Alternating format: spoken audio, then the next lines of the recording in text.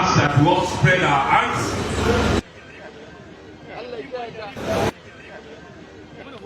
Aymana, go, Aymana. 1 minute, come inside. You spoke about the Northerners preparing for 2023. Yeah. And quite a number of people have said, why would this man be saying that Northerners should prepare for 2023 again? Yeah. Aren't there other people in Nigeria? So could you expatiate on that? This is democracy. And democracy, we run a constitutional democracy. And constitutional democracy is all about people. It's about number. And I have no doubt in my mind, we have the number. I don't want to sound immodest. The 2015 election, 2019 election has clearly defined who is who. I'm not trying to be arrogant. And I'm also not saying that it's a thing that must be forcefully on Nigerians. But I'm saying, considering the fact that a lot of things had happened, let me make mention of two things. One was, vividly remember Obasanjo had a regime from 1999 to 2007, uninterrupted. Now hand over power democratically to Yar'Adua. Yar'Adua only lasted 1 year. The second year, he was ill. We had an acting president in that capacity, which is Jonathan. Jonathan had 1 year. Umaru had only 1 year. Jonathan had the other year. Then subsequently, there was issue of doctrine necessity that suddenly, after the demands of Yar'Adua, the second year and few months, there was issue of doctrine the necessity that made him substantive president at that time. When he becomes a president, you could now recall that Yar'Adua had only 1 year, even in his tenure. Jonathan had an acting president for 1 year and subsequently becomes substantive president for another 2 years at that first tenure of Yar'Adua regime.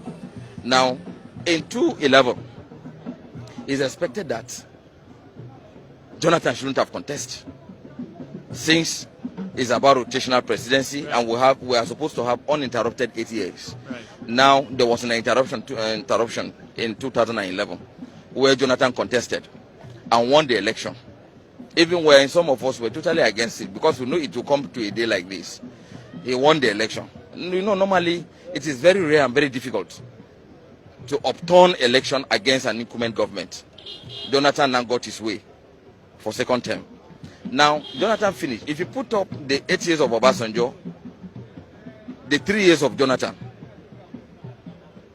the 6 years of Jonathan per se, is it 6 years? Yes, this 6 years of Jonathan. You put together, you realize that if you put up your pen and paper, you realize they start to have about 15 years. So if you the Northeast be marginalized? We are being marginalized, that's the language.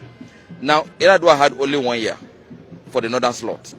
Even if Buhari successfully finishes 8 years, automatically put together we had only 9 years. So how can you compare 9 years? Even if we are given another opportunity in 2023, if we have another one shot that we may likely going to get, God willing, we have only 13 years.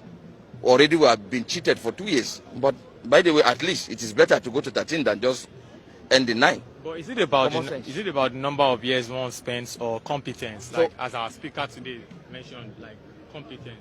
Are you saying that you only have the competence one in southern part of the country? We don't have them in the north? That's not what I'm saying. I'm saying if you say Northerners, the north will produce something competent with full capacity. Certainly not what we are seeing today. We will ensure that we bring a man from northern part of this country that will be buyable, sellable to the southern people, and we have no doubt in our mind the southern people will be rest assured, will be more confident that this is truly a pan-Nigerian president we are going to produce by God's grace from 2023. And certainly we will lobby. We will call for attention. We will seek for understanding of Nigerians, and certainly it will come to pass. Right. People, if you are saying that Northerners feel marginalized in a way, yes, and then Southerners have been there for a while, what do you think the Southeasterners will talk about? On normal circumstances, one would have assumed that the Southeast should be given an opportunity. But with the trend of things, with the events we are seeing today, with one of their loose son who is busy going about threatening the unity of the country, is a clear indication they are not prepared. We are moving forward. You cannot on one hand seek for justice and on the other hand again you are threatening the unity of a country. It's not there anywhere. So if they are truly serious, we should begin to see them to stop talking anyhow. Stop threatening Nigerians. On that basis, then Nigerians will begin to be comfortable. Then we know they are prepared. Then subsequently, we can negotiate. Politics is about negotiating.